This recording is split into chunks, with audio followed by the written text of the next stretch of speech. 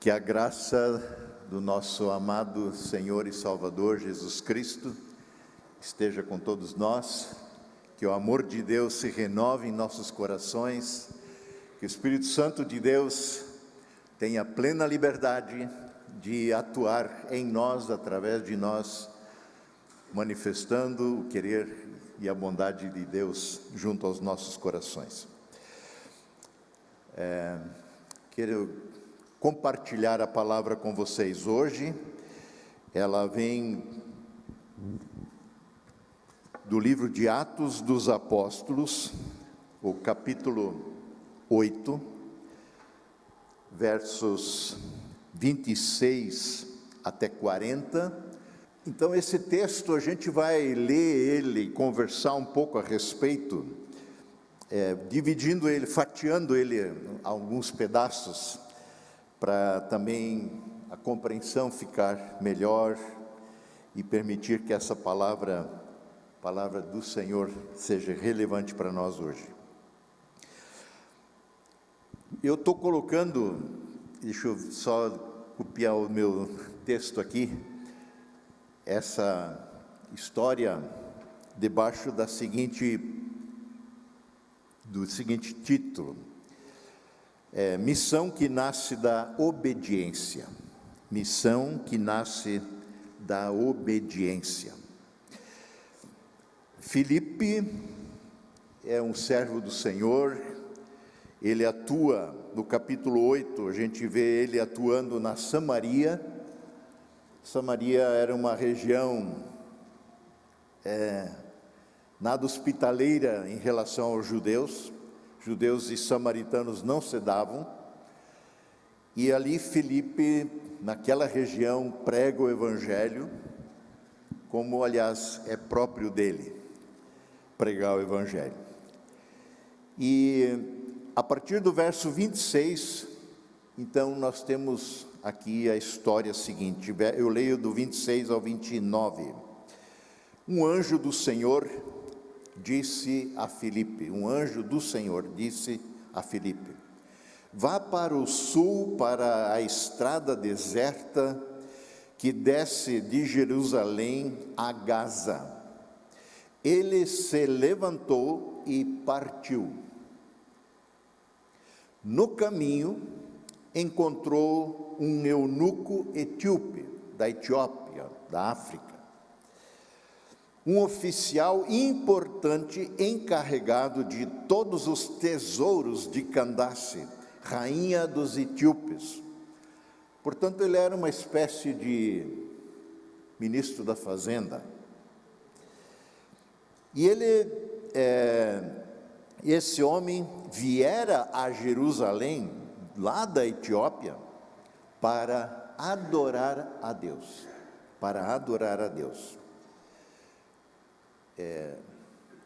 A notícia de que há um Deus soberano, único Senhor, chegou até ele, e ele fez toda essa longa viagem para adorar a Deus no templo em Jerusalém. E de volta para casa, sentado em sua carruagem, lia o livro do profeta Isaías. Ele comprou um pedaço da Bíblia, um rolo, nada barato naquele tempo, não tinha disponível textos assim como hoje, de tudo que é versão, de tudo que é tipo de tradução, de tudo que é tipo de cor. Os textos eram muito caros, mas ele, como um oficial, um ministro da fazenda, tinha recursos, e ele comprou um livro de Isaías. E o Espírito Santo disse a Filipe: aproxime-se dessa carruagem e acompanha. Então, Filipe é chamado a deixar a Samaria, como eu disse, onde ele pregava, para ir para um caminho deserto.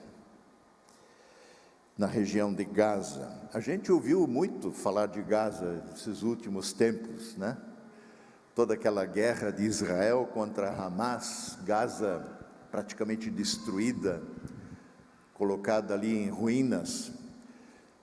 Jerusalém, ele fica num lugar alto e ele desce porque Gaza é beira-mar, Gaza é praia, Gaza é tipo São Paulo Santos. E esse caminho parece que ele passa por um caminho deserto. E ele faz esse trajeto em obediência a um chamado do Senhor. O chamado de Deus na nossa vida, através do Espírito Santo, no caso aqui, primeiramente é mais específico, ele é um anjo um mensageiro do Senhor que se comunica com Filipe e ordena que ele vai e obedece imediatamente. Mas o chamado de Deus, quando nos conclama e nos coloca a caminho, nem sempre as coisas são lógicas, nem sempre as coisas ficam imediatamente claras para a gente. Mas ainda assim, mesmo em meio a dúvidas, mesmo não tendo uma visão clara do que Deus quer e espera com esse chamado, quando Ele toca o nosso coração, a gente sabe que é convocado por Deus a fazer alguma coisa, a estar em determinado lugar, ainda assim a obediência vale a pena. Eu acho que já contei aqui, nos muitos anos que ministrei nessa igreja, a nossa história particular, né, de chamado de Deus, mas me lembro, isso já faz um bom tempo, nós estávamos recém-casados, a Lucimar e eu, completando agora 48, então faz bastante tempo, e participando de um culto na Igreja da Paz, em Joinville. Na verdade, havia naquele dia um pregador de fora, um palestrante. Aquela palavra me pegou de um jeito, que a coisa palpitou dentro do meu coração, um chamado para o ministério, para servir Deus ao Senhor de tempo integral. Mas agora o que fazer com isso? Eu sinto isso, eu não tem como explicar, mas eu sei que não é só da minha cabeça, eu sei que de alguma forma Deus está me chamando. E o que a gente faz com o chamado? Quando a gente aprende de casa, pelo menos aprendia, não sei como é que é hoje, mas quando o pai ou a mãe chama, tem uma alternativa, obedecer, né? É bom obedecer, naquele tempo era. Então, Jackson, vem aqui, e a gente sai correndo, porque há um chamado, há uma tarefa a ser feita, há uma situação a ser confrontada. E assim, Deus quando nos chama, é bom obedecer. Eu sinto esse chamado, fazer teologia, o que Deus quer. A gente estava, de uma certa forma, no ministério. A gente sempre ajudei com um grupo de jovens, liderando um grupo de jovens. A gente, depois de casado, ajudava com um grupo de casais. Mas agora tem um chamado. Eu estava bem empregado, eu acho, tinha um bom salário, a gente era casado, tinha casa, tinha seu carro. A Lucimar estava bem empregada, ela era professora no Colégio Bom Jesus, que é o similar ao Martinos lá de Joinville. E o que a gente faz? Ir para a teologia implicava abrir mão dos empregos, abrir mão da casa, abrir mão do carro, ser estudante de teologia, sem remuneração, sem ganhos, sem sobrevivências. Então, o que a gente faz? A gente começou a conversar, a gente começou a orar, a gente pedindo direção de Deus, mas ao mesmo tempo é preciso dar passos na direção da obediência. Porque, eu já disse isso um monte de vezes, quando a gente fica muito tempo na mesma comunidade, a gente se repete, né? Eu sempre digo que carro parado nem Deus dirige, porque não adianta você distorcer o volante do carro, todo ele para a direita ou para a esquerda, porque ele não vai, apenas vai virar a roda. Ele precisa estar em movimento, ou se colocar em movimento, se ele quer tomar uma ou outra direção. A gente não pode, não tem como parar a vida para daí definir uma decisão, atender um chamado. A vida segue, as coisas acontecem. Esse culto foi no domingo, na segunda eu voltei ao trabalho, a Lucimar voltou ao trabalho, nossos afazeres, mas o chamado continua ali, palpitando. E, de alguma forma, como Filipe é chamado para um caminho deserto, o que a gente vai fazer no caminho deserto? O que Deus quer lá comigo num caminho deserto? Nada acontece ali, naquele caminho. Não tem ninguém lá. O que Deus quer lá? Então, o chamado é mais ou menos assim. A gente não tem muitas vezes as coisas claras, definidas, o que Deus quer. Mas, à medida que, no momento que a gente se dispõe a colocar a caminho, na direção daquilo que Deus está chamando, as coisas vão acontecendo. E não foi diferente com a gente. Oramos a respeito, conversamos com pessoas a respeito do chamado de Deus para a minha vida. Eu tinha uma convicção de que o chamado, uma vez que nós éramos casados, não era só para mim, tinha que ser para minha esposa também, porque ela iria junto. Ela teria que abrir mão do emprego dela também, da carreira dela também. Então, entendam como o chamado de Deus muitas vezes nos desestabiliza, mas obediência é que Deus requer. No momento em que Filipe se coloca a caminho, ele não está sozinho. Diz o verso 27 que ele se levantou, partiu. No caminho ele encontra o eunuco, um oficial importante, um cara que ele nunca viu na vida, sentado numa carruagem, vindo de Jerusalém, descendo em direção a Gaza para ir para a Etiópia de volta. E aí o Espírito Santo de Deus diz para Filipe: aproxime-se dessa carruagem e acompanha. Eu penso que muitas vezes nossa trajetória como cristãos, a gente vive direcionado realmente pelo Espírito de Deus. Acho que todos nós hoje temos acesso ao negócio chamado GPS, né? Global Position System, que foi inventado pelo exército americano para ser usado nas guerras, e hoje está aí em todos os celulares. E você coloca lá um endereço e você quer ir naquela direção. Eu tenho a mania de, muitas vezes, burlar eu acho que a minha rota é melhor do que a dela, do GPS, da mulher lá que fala. E muitas vezes eu tenho certeza disso, e algumas vezes me dou mal. Porque daí ela começa recalculando a rota, e me tenta botar de volta no caminho certo.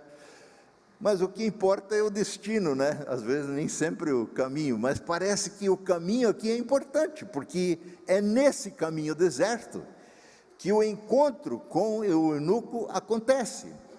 Se Filipe tivesse burlado o GPS de Deus, tomado uma rota por conta própria, talvez o encontro não acontecesse. Isso implica no seguinte: isso tem uma aplicação para nós, que a obra missionária, a obra de anunciar o Evangelho, que não é só dos missionários oficialmente formados, ordenados para esse ministério, mas é de todo cristão. Claro que existe o dom do evangelista. Este é um cara especialmente chamado por Deus para isso. Mas uma tarefa comum a cada crente é testemunhar do Evangelho. Não podemos abrir mão desse chamado. E a missão de levar o Evangelho não é fruto tão somente de um planejamento humano, ele é fruto, sobretudo, de uma obediência à voz de Deus, ao chamado de Deus. Se Deus coloca no teu coração algumas coisas que você pode achar estranho, ligue para essa pessoa, agora, não amanhã, não na semana que vem, não depois que você já esqueceu, ligue. Mas o que eu vou dizer? Não sei, ligue, deixa a conversa acontecer. A gente não sabe o que está acontecendo lá do outro lado com aquela pessoa. Deus pode estar atuando lá, como está atuando, chamando você aqui. E Deus faz esses encontros acontecerem de uma maneira inusitada, sobrenatural. Mas eles sempre são proveitosos, se obedecermos. Então, eu creio que, para mim, isso já aconteceu muitas vezes. E tem histórias sensacionais de pessoas resgatadas pelo Evangelho em momentos críticos, às vezes prestes a tirarem a sua vida, sem saber o que fazer, atolados em problemas, e chega uma pessoa na hora certa, a palavra que Deus coloca no seu coração, em sua boca. Missão de Deus, sobretudo, demanda obediência ao chamado de Deus. Segundo ponto, seguimos a leitura, verso 30 ao 34. Então, o Espírito disse, aproxime-se da carruagem. Então, Filipe correu. É interessante. Filipe correu. Nem andou. A pressa, atender o chamado do Senhor estava aí explícita, correu para a carruagem, ouvindo o homem lendo o profeta Isaías, o livrinho que ele tinha comprado, o rolo. E Filipe fala para dentro da carruagem, perguntando ao sujeito lá: o senhor entende o que está lendo? Como a Liesa nos animou a pensar se estamos entendendo o que cantamos. E ele respondeu: como é que eu posso entender se alguém não me explicar? É interessante, já continua a leitura. Olha essas coincidências de Deus. O cara corre, o timing de Deus, o tempo de Deus é de uma precisão, o kairós de Deus é de uma precisão, num tempo que não tinha relógios que marcavam com tanta precisão o horário, segundos, milésimos de segundos decidem ser uma corrida na Fórmula 1, por exemplo. Não, tempo de Deus é assim, é preciso. Ele corre, chega junto à carruagem e o cara, coincidentemente, está lendo uma palavra que ele não compreende. E a pergunta de Filipe é certeira: você entende o que está lendo? De vez em quando já me aconteceu de eu estar com essa pergunta no meu coração em relação a algumas pessoas. Algumas vezes deu tempo de fazer, outras vezes eu não fiz, e lamento. Esses tempos ainda encontrei uma pessoa num lugar bem inusitado, assim, acho que era um shopping, o cara lendo a Bíblia. Entendes o que lês? Um cara lendo nos fundos de uma banca de verduras, venda de verduras e tal. Você está entendendo o que está lendo? Às vezes eu entro em lojas, que tem gente que tem geralmente a Bíblia aberta como uma superstição, uma proteção do ambiente, então abre a Bíblia, Salmo 91, põe no painel do carro. Não precisa fazer isso porque a Bíblia não é amuleto,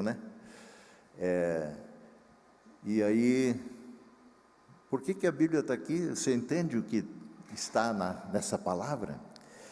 Mas o timing de Deus é uma coisa sensacional. O eunuco lia Isaías. Deus estava preparando o coração dele, ele sedento pela palavra, pela adoração, buscando a Deus, e Deus coloca seu servo ali ao lado. Você entende? Como é que eu vou entender se ninguém me explica? Verso 31, assim convidou Filipe para subir e sentar-se ao seu lado, na carruagem. O eunuco estava lendo essa passagem das Escrituras, Isaías 53, versos 7 e 8. Ele foi levado como ovelha para o matadouro, e como cordeiro mudo diante do tosqueador, ele não abriu a sua boca. Em sua humilhação, foi privado de justiça. Quem pode falar dos seus descendentes? Pois a sua vida foi tirada da terra. E então o eunuco perguntou a Filipe: diga-me, por favor, de quem o profeta está falando? De si próprio ou de outro? Essa história aqui, tal como ovelha para o matador, um cordeiro diante do tosqueador, não abre a boca, fica mudo. O profeta está falando de si mesmo? Está falando de alguém outro? Essa palavra foi escrita por Isaías, revelada por Deus, há uns 750 anos antes de Cristo. Muito, muito tempo antes. Aliás, Isaías 53, que fala do servo de Deus que viria, que morreria, é tão cheia de detalhes, tão precisos em relação à pessoa e obra de Cristo na cruz, que é um negócio sensacional, vale a pena, eu sempre recomendo, leia Isaías 53. Lembrando que é uma profecia muito, muito antiga. Então, Deus vem preparando, colocando sede no coração, e vem, e ao mesmo tempo coloca ao lado dele alguém que tem a chave para abrir os olhos à Escritura, dar discernimento.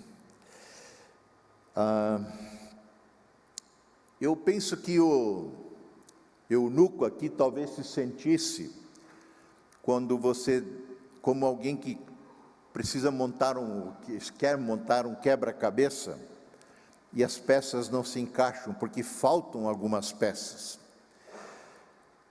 Não sei quem gosta, eu gosto de montar quebra-cabeça, E faz tempo que eu não monto, mas eu me lembro, minha filha e o genro lá, eles montaram um de 5.000 peças.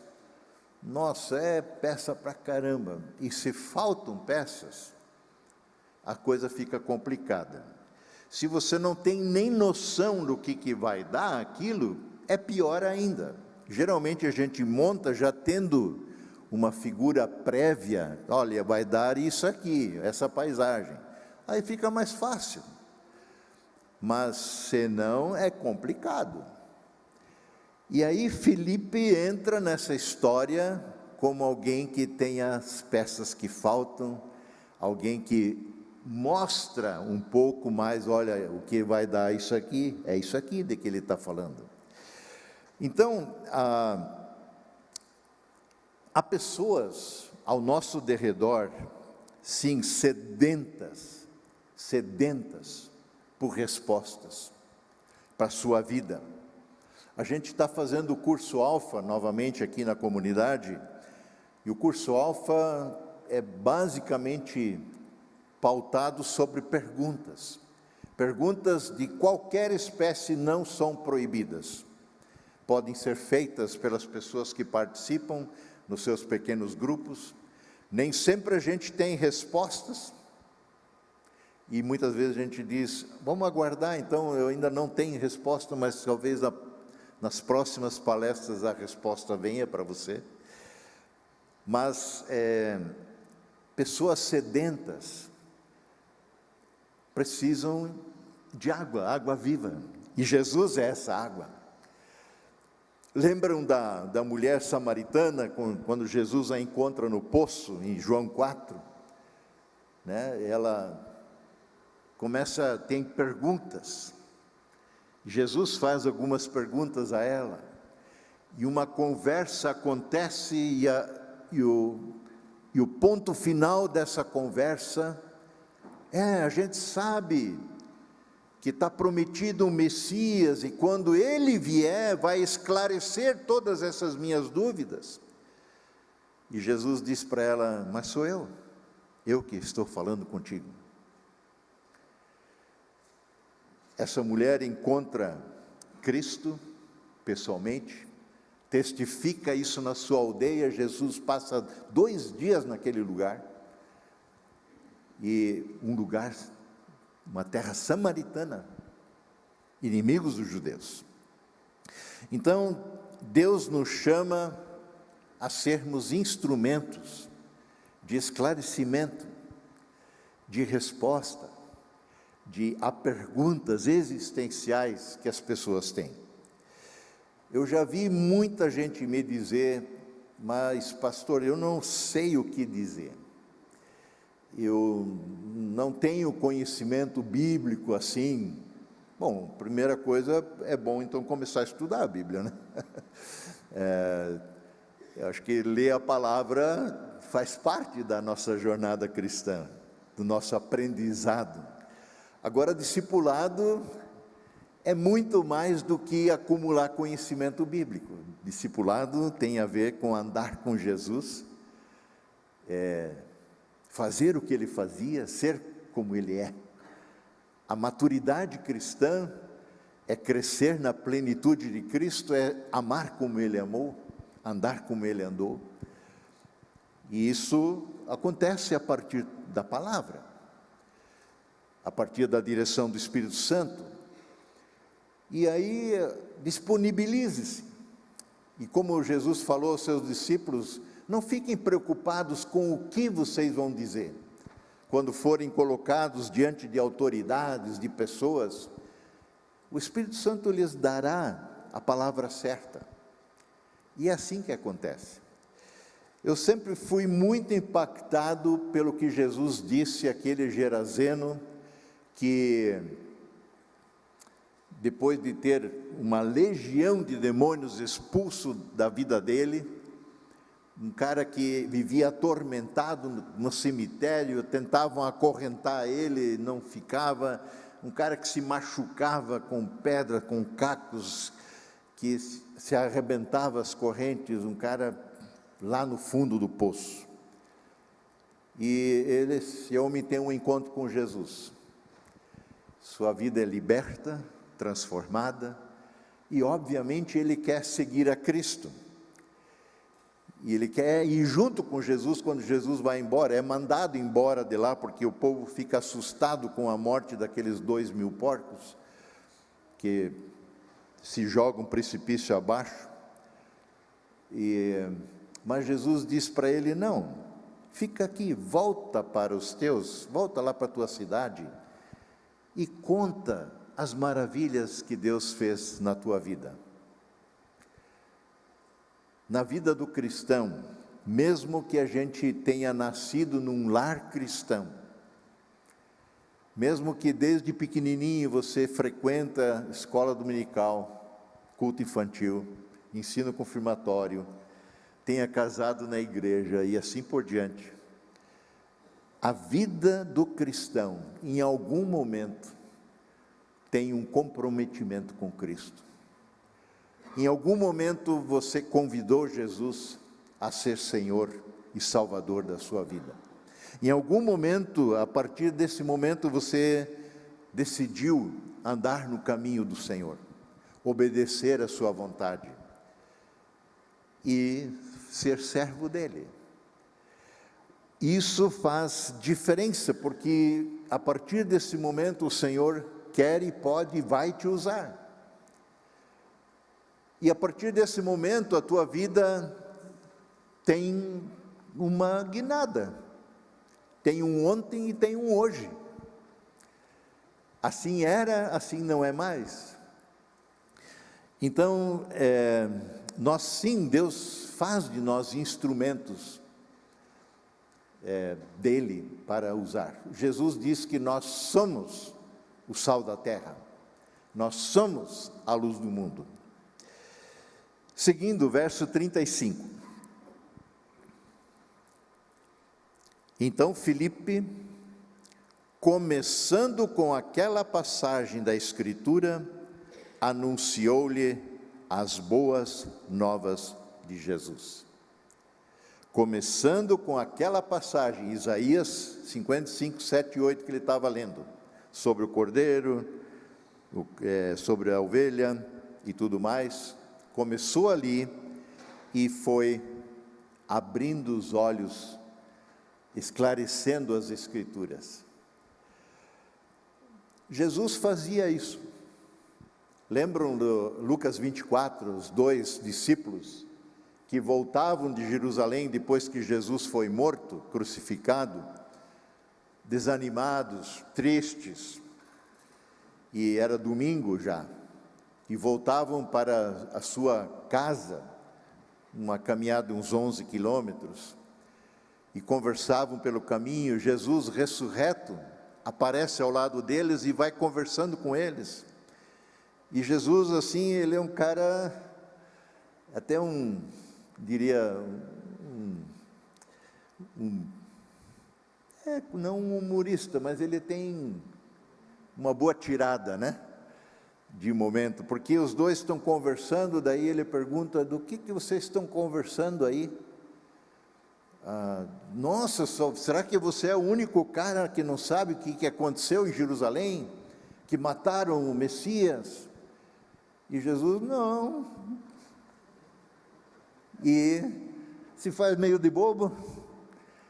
E ele começa, diz o texto ali em Lucas 24, abrir as Escrituras, mostrar pelas Escrituras que era necessário que o Cristo sofresse, padecesse, fosse morto, ressuscitaria ao terceiro dia. E eles, chegando no seu lugar, já estava escurecendo, convidaram Jesus para entrar, ele entrou, partiu o pão, eles o reconheceram e Jesus desapareceu. E os dois disseram: cara, não nos ardia o coração enquanto ele expunha as Escrituras e falava conosco? O poder das Escrituras, da palavra de Deus, do Evangelho, é de transformar vidas. Paulo fala disso em Romanos, porque o Evangelho é poder de Deus, para transformar todo aquele que crê, transformar a vida. Então, nós, segundo Paulo ali, somos habituados a nossa natureza é habituada ao conformismo desse mundo, da nossa cultura, dos nossos amigos, daquilo que a gente convive e vive o dia a dia. A palavra não é de conformismo, é de transformação. O crente é o tal do peixinho que nada contra a correnteza. Ele é contracultural o tempo todo. Então, Filipe não pregou sobre religião, Filipe não pregou sobre costumes judaicos ou cristãos que estavam lá no seu primórdio, o cristianismo, mas Filipe pregou sobre Jesus.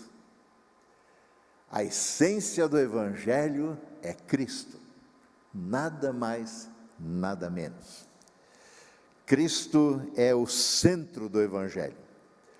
A boa nova, que significa Evangelho, o Evangelho é uma transliteração do grego, né? Mas a tradução é boa nova, a boa notícia. Assim como o imperador mandava os mensageiros que passavam cavalgando pelas pequenas cidadelas, aldeias, gritando: a boa nova, evangelho, nasceu o filhinho do imperador. A boa notícia é que nasceu Cristo Salvador. É o que os anjos dizem aos pastores, é que hoje, Lucas 2, né? Vos nasceu na cidade de Davi o Salvador, que é Cristo, o Senhor. Essa é a boa nova, esse é o evangelho. Então nossa mensagem deve ser clara. Você não é chamado a falar sobre luteranismo, ainda que a gente é luterano, por assim dizer, antes nós somos cristãos. Acima disso, e muito acima disso, nós somos Igreja de Jesus Cristo. Assim a Igreja Luterana também se identifica. Está lá, né, nos nossas divulgações e regimentos, somos Igreja de Jesus Cristo. Jesus Cristo que é o cumprimento da Escritura, Jesus Cristo que é a promessa de Deus feita em detalhes por séculos e séculos, que se cumpre plenamente e que vem em resposta a toda e qualquer necessidade humana, sobretudo de salvação, de reconciliação com o Pai Eterno. Mais um pouquinho, eu falei que ia até as 3 da tarde, mas tudo bem. 36 a 38. Prosseguindo pela estrada, chegaram a um lugar onde havia água. O eunuco então disse a Filipe: olha, aqui tem água. Que me impede de ser batizado? O que me impede de ser batizado? Disse Filipe: você pode ser batizado, se crê de todo o coração. O eunuco respondeu: creio que Jesus Cristo é o Filho de Deus.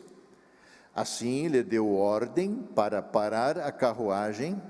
Então Filipe e o eunuco desceram a água, e Filipe o batizou.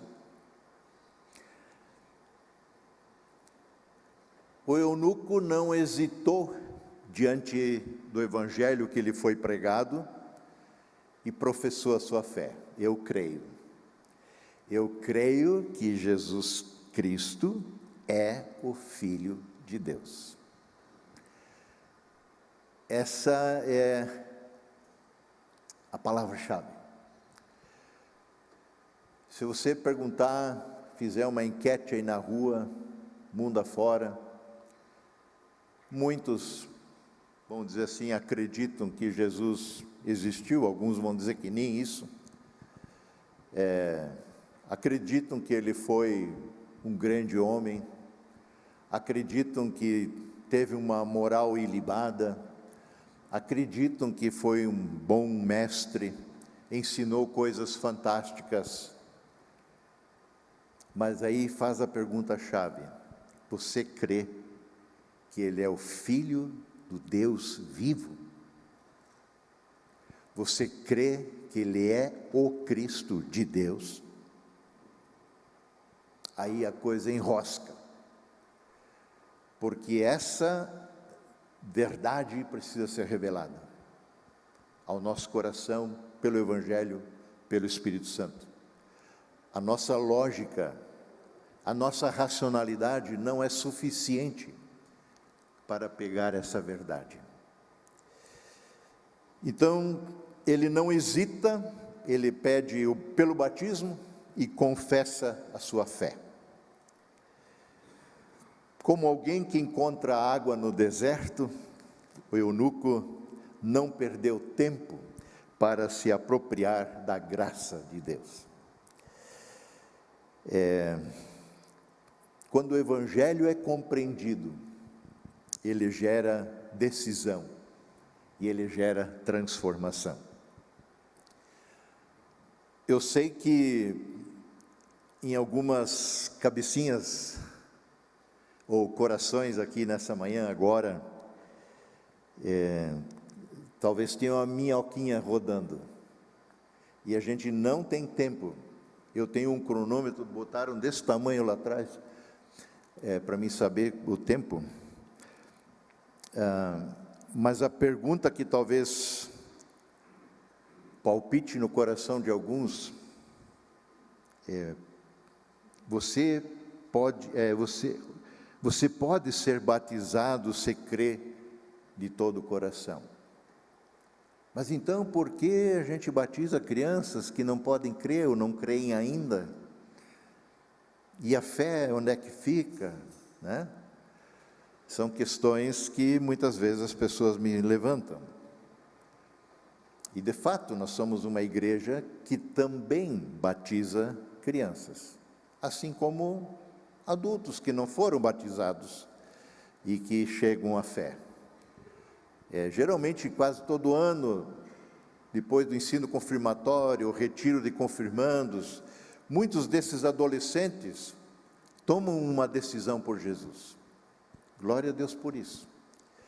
Mas nós os batizamos pautados na fé dos pais, por assim dizer, que querem e desejam que a salvação que eles têm em Cristo alcance seus filhos.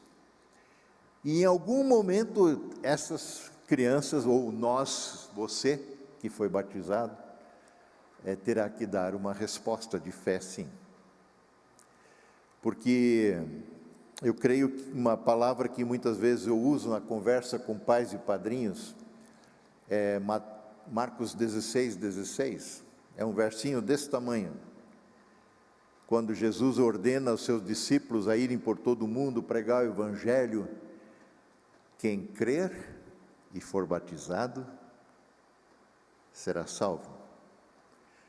Quem, porém, não for batizado, não. Quem, porém, não crer, será condenado, com batismo e tudo.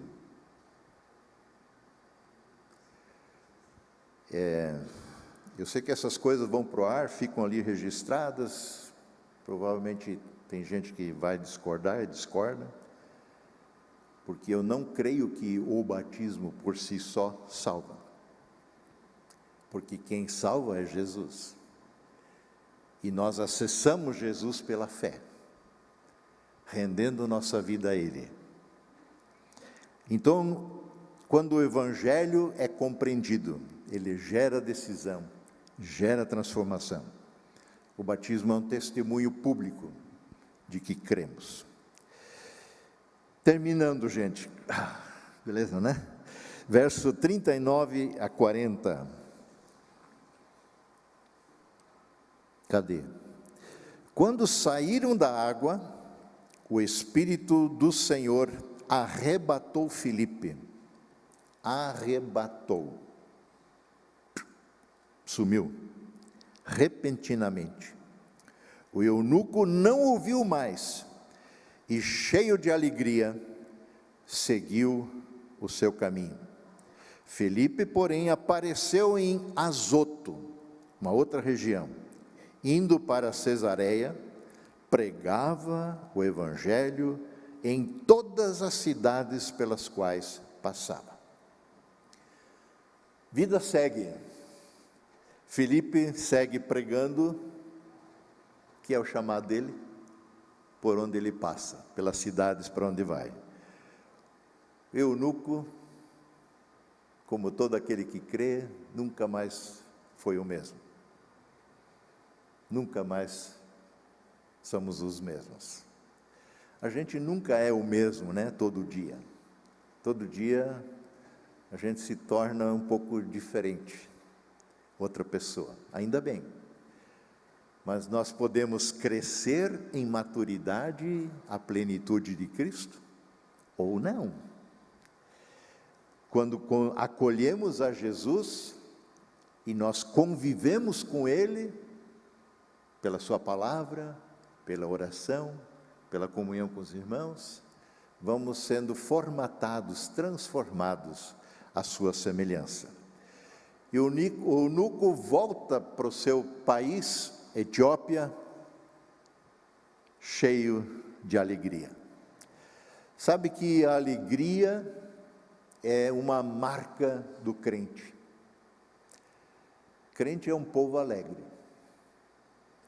Mesmo em meio a momentos duros, difíceis, de muita angústia, de muita preocupação, tem uma alegria em nosso coração que nada, ninguém, nenhuma circunstância pode roubar.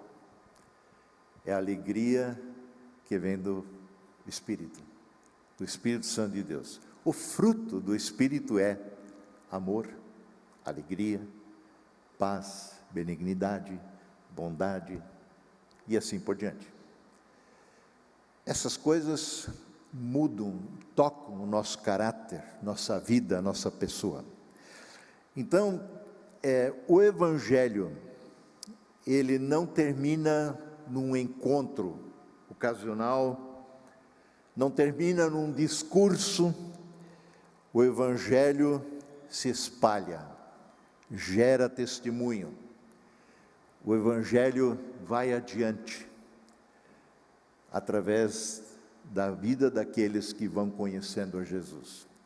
Assim como Filipe um dia conheceu, o eunuco, que fez diferença na sua cidade para onde voltou, junto à rainha, junto àqueles com quem convivia.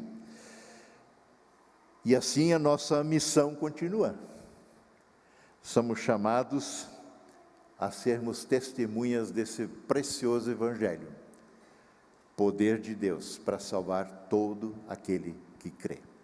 Amém.